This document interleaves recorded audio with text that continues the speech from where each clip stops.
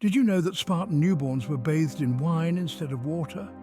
Now that's a baptism by fire, or should we say by vintage, that could make even Dionysus, the Greek god of wine, raise his eyebrows. This is but a small glimpse into the fascinating world of ancient Greece, a world where two city-states, Athens and Sparta, emerged as the most influential powers. Despite their geographical proximity, these two were as different as chalk and cheese, or perhaps as olives and spears.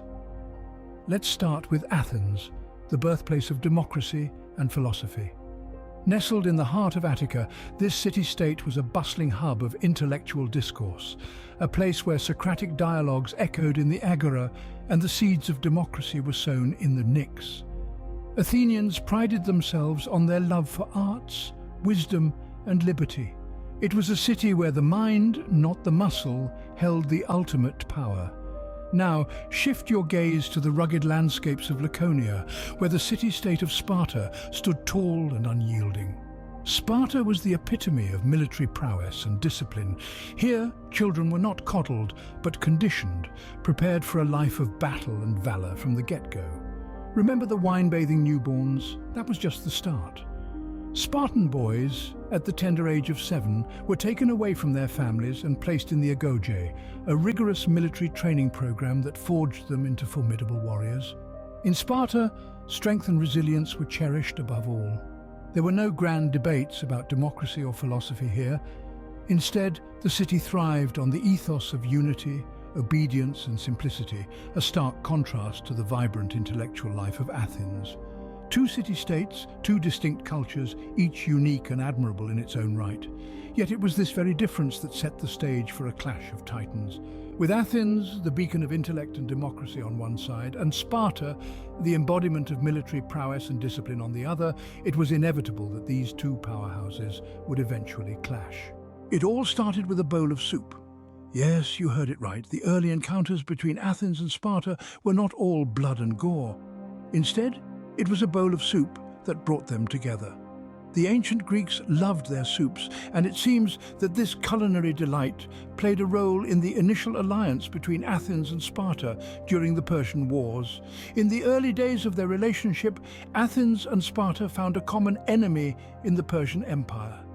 The mighty Persian army was a threat to the whole of Greece, leading to the formation of an unlikely alliance between these two city-states. They put aside their differences and joined forces to protect their homeland, showcasing the power of unity in the face of adversity. A significant highlight of this period was the Battle of Thermopylae. Athens and Sparta, two rival city-states, stood shoulder to shoulder on the battlefield. The Spartans, known for their military prowess, held the line against the massive Persian army, while the Athenians, with their naval supremacy, controlled the seas. The Battle of Thermopylae, though a tactical loss, became a symbol of Greek resistance, a beacon of courage and resilience that still shines today. But as history unfolded, the relationship between Athens and Sparta became more complex. Their initial alliance against the Persian threat marked the beginning of a tumultuous relationship. The Persian Wars ended, but the peace did not last.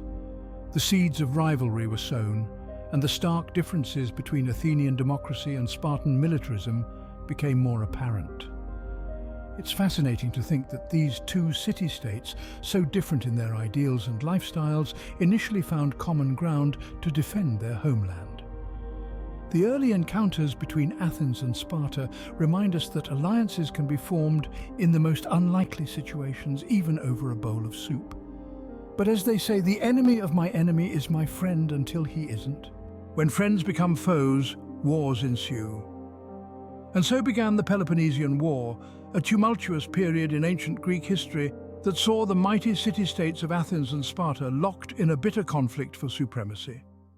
This war was not just a simple contest of arms, it was a clash of ideologies, of democracy versus oligarchy, of sea power versus land power. Athens, the glorious city-state, was renowned for its naval prowess. Its fleet was the envy of the ancient world, capable of launching devastating sea raids on enemy territories. But it wasn't just about brute force. The Athenians were also master strategists.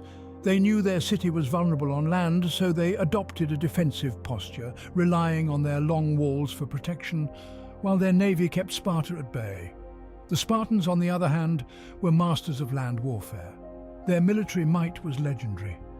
The Spartan hoplites, heavily armed foot soldiers, were a force to be reckoned with. Unlike Athens, Sparta's strategy was one of aggression. They sought to cut off Athens from its allies and resources, believing that by doing so, they could force the Athenians into submission. The war was a grueling, drawn-out affair marked by victories and defeats on both sides. It was a war of attrition, of sieges and blockades, of shifting alliances and treacherous betrayals. Despite their naval strength, the Athenians struggled to maintain their empire. The Spartans, despite their land power, found it difficult to breach the fortified walls of Athens. In the end, after 27 long years of conflict, it was Sparta that emerged victorious. The once mighty Athenian empire was reduced to a shadow of its former self, its walls torn down, its fleet destroyed, its democracy temporarily overthrown. The war left Athens devastated and Sparta victorious, but their rivalry was far from over. The seeds of discontent had been sown, and the stage was set for further conflicts. But that's a story for another time. For now, let's revel in the drama, the intrigue, and the heroism that was the Peloponnesian War. The victor doesn't always win the peace. Such was the case in the aftermath of the Peloponnesian War. The dust had settled and Sparta stood victorious, but the road ahead was far from smooth. The Spartan hegemony was short-lived, plagued by internal discord, political instability, and a series of rebellions from its allies. Sparta's victory over Athens was a double-edged sword. On one hand, they had achieved their goal of becoming the dominant power in Greece. On the other hand, they had inherited the problems of managing a vast and diverse empire, something they were ill-prepared for. Their militaristic society and rigid constitution, which had been their strengths in war, became their weaknesses in peace. Meanwhile, Athens, though defeated, was not destroyed. The city's walls were indeed razed to the ground as part of the terms of surrender, but the Athenian spirit remained unbroken. Athens gradually managed to recover from the devastation of war. Their democracy, though shaken, was not entirely dismantled. In fact, it was during this period that Athens produced some of its most influential philosophers, artists, and playwrights, proving that even in defeat, the city's cultural and intellectual influence persisted. As Sparta struggled to maintain control over its newly acquired empire, Athens slowly regained its strength. The balance of power shifted once again when Thebes, another powerful city-state, defeated Sparta in the Battle of Leuctra in 371 BC. This marked the end of Spartan supremacy and the beginning of Theban hegemony. Despite their rivalry, both Athens and Sparta left an indelible mark on history. Their wars, alliances, and conflicts shaped the course of ancient Greece and influenced the development of Western civilization. Their legacy continues to resonate today, reminding us of the complexity and dynamism of human history.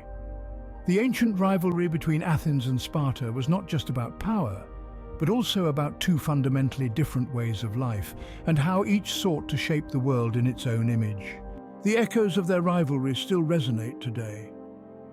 The rivalry between Athens and Sparta, two of the most formidable city-states in ancient Greece, has left an indelible imprint on our modern world.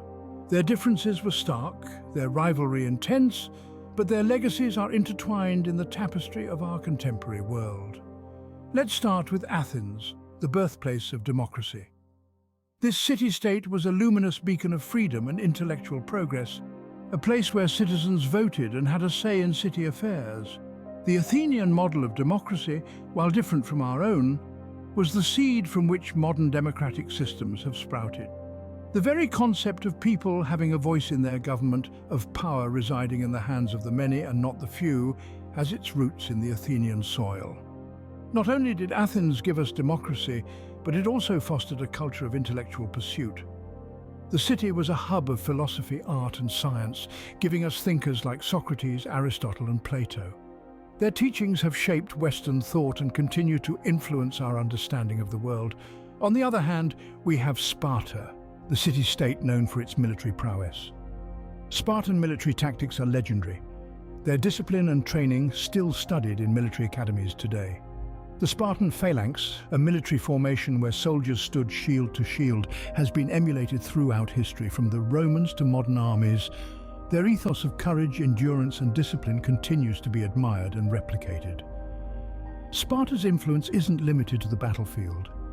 The city-state's focus on physical fitness and athletic prowess has influenced our modern understanding of sports and competition. The rigorous training Spartans underwent from a young age instilled in them a sense of resilience and determination that many strive to emulate today. Despite their differences, both city-states shaped the world as we know it. Athens and Sparta, caught in an eternal dance of rivalry, left us a legacy that transcends time. Their philosophies, their values, their systems of governance and warfare all echo in the corridors of our modern world. The echoes of their rivalry still resonate, reminding us that even in conflict, there is the potential for lasting, transformative change. Despite their differences, both city-states shaped the world as we know it. But what if things had turned out differently? Imagine a world where the tides of the Peloponnesian War had shifted in favor of Athens. The city-state, known for its intellectual prowess and cultural richness, may have spread its values more broadly across the Greek world. The Athenian emphasis on democracy, philosophy, arts and sciences may have become the cornerstone of ancient Greece, potentially sparking an early Enlightenment period. Under Athenian influence, we might have seen a vastly different political landscape, one in which the seeds of democracy were sown far and wide.